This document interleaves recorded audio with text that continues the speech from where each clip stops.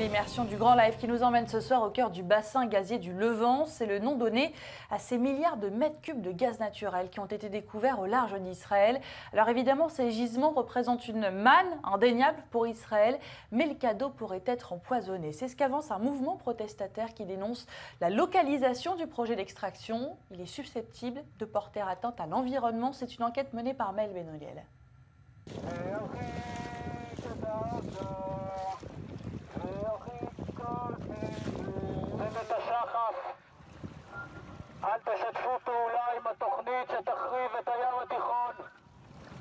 Nous sommes à un peu moins de 10 km des côtes israéliennes, au large de Haïfa, à l'endroit même où sera située dans quelques mois une nouvelle plateforme gazière, celle de Léviathan, un emplacement qui est visiblement loin de plaire à tout le monde. Depuis quelques semaines, un mouvement de contestation s'est formé en Israël.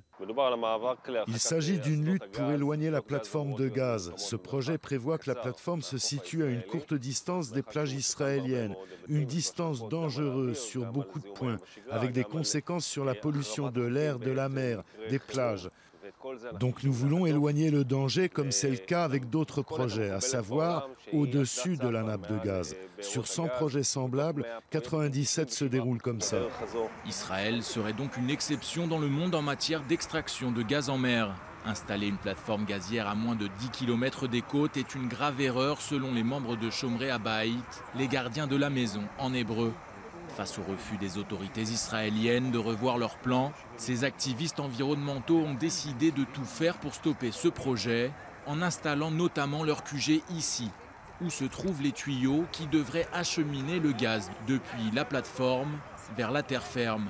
Mais la justice israélienne en a décidé autrement. L'ordre leur a été donné de démanteler leur campement de tentes pour permettre ainsi aux travaux de reprendre. Il y a eu un arrêt total des travaux pendant plus d'une semaine. C'est un exploit important pour nous et notre combat. Chaque retard auquel nous parviendrons, et nous en causerons encore d'autres, est un pas de plus vers la victoire. Les investisseurs finiront par comprendre, comme ils auraient dû le comprendre dès le départ, qu'ils ne parviendront pas à aller au bout de leur projet.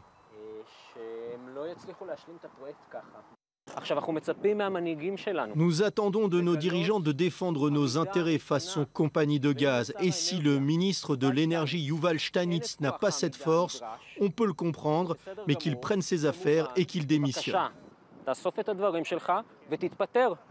C'est un mouvement purement écologique qui souhaite que le gaz soit exploité d'une manière propre pour que Israël s'enrichisse merveilleusement, comme le gaz va le permettre, mais sans se salir, sans polluer et sans abîmer la santé de ses habitants. Qu'importe si ce mouvement n'a désormais plus de quartier général officiel, le combat n'est pas fini pour autant, bien au contraire.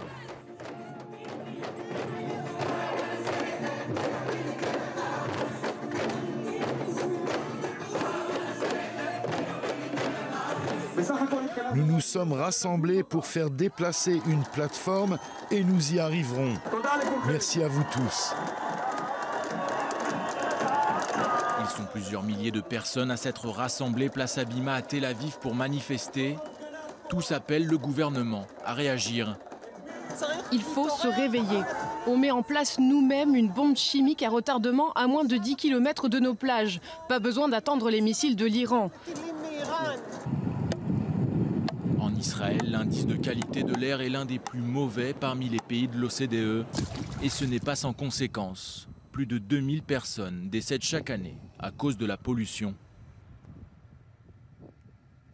Bonsoir Albert Lévy, on vient de vous apercevoir dans ce reportage, vous êtes militant écologiste, membre du mouvement Shomrei Habayit, gardien de la maison, c'est évidemment un nom évocateur. On va regarder tout d'abord ensemble cette réaction officielle qu'ont pu recueillir nos équipes, réaction du ministre israélien des infrastructures nationales de l'énergie et de l'eau. Il s'agit de Yuval Steinitz qui affirme que l'ouverture de la plateforme Léviathan conduira à la fermeture de la centrale à charbon de Hadera d'ici 2022, ce qui va réduire de manière significative la pollution de l'air en Israël. Il affirme que finalement cet emplacement c'est le meilleur qui soit dans l'espace maritime israélien car cette plateforme sera équipée d'une technologie de pointe pour la protection de l'environnement. La plateforme, poursuit-il, ne polluera ni les plages israéliennes ni l'eau de la mer. Les travaux qui sont actuellement mis en œuvre sont réalisés dans le strict respect de ce plan, y compris par rapport aux questions de sécurité et d'environnement. Bref, c'est pas du tout le même son de cloche que l'on vient d'entendre dans ce reportage. Yuval Steinitz affirme que finalement ce site est sécurisé. Pourquoi vous dites le contraire? Alors écoutez, franchement, ce communiqué, c'est un petit peu de la langue de bois, oui. Parce qu'il y a en réalité 3 dangers sur le plan écologique. Et ce qu'il faut comprendre très rapidement, c'est que quand on extrait du gaz, le gaz tel qu'il sort de la Terre n'est pas utilisable tout de suite. Il doit subir un processus et ça se fait sur la plateforme. Quand le processus est terminé, vous vous retrouvez avec 3 éléments. Un, c'est le gaz qui est prêt à la consommation. Et ensuite, vous avez 2 autres éléments. Un qui s'appelle le condensate, qui est un combustible, et l'autre qui est une certaine eau. Commençons par le condensate.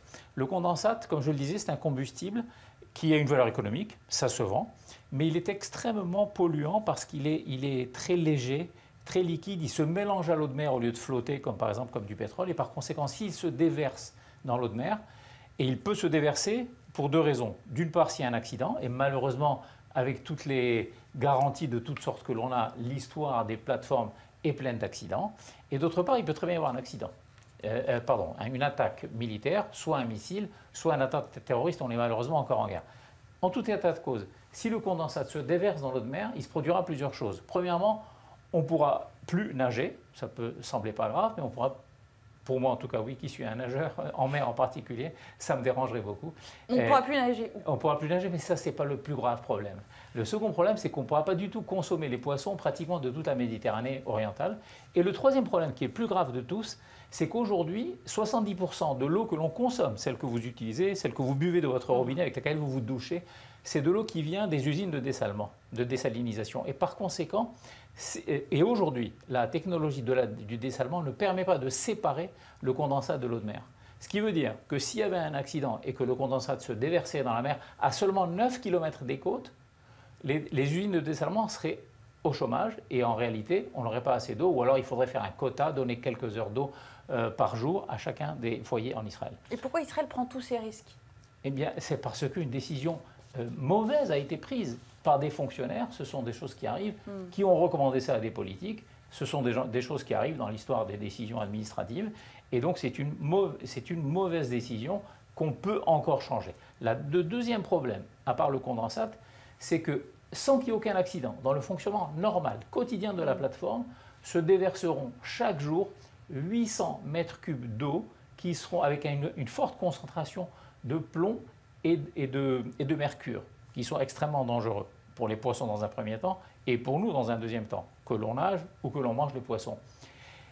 800 mètres cubes chaque jour, ça peut sembler pas beaucoup compte tenu de l'importance de la mer, mais c'est tous les jours et c'est pendant 40 ans, parce que la durée de vie estimée de la plateforme Léviathan sera de 40 ans. On a bien compris, vous ne manquez pas d'arguments. Mais est-ce que vous pensez qu'ils vont être entendus par le gouvernement, que finalement le projet, cette plateforme va pouvoir être déplacée à terme de ses côtes?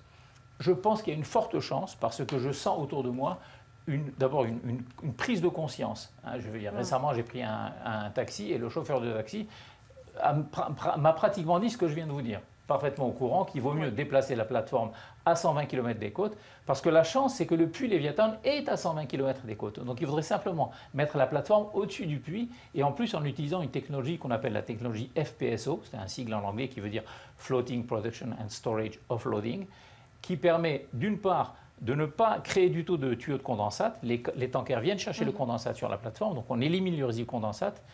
L'eau polluée repart avec un tuyau dédié de là où elle vient, sous terre, donc aucune eau n'est reversée dans la mer. Et ensuite, comme la plateforme est à 120 km, la pollution de l'air est nulle, puisque le vent disperse l'air qui est polluant. Voilà, il y a des alternatives. En tout cas, merci beaucoup Albert Lévy. On suivra bien sûr ce processus des négociations peut-être qui sont toujours en cours. On suit ce dossier, c'est une enquête de Maël Benoliel.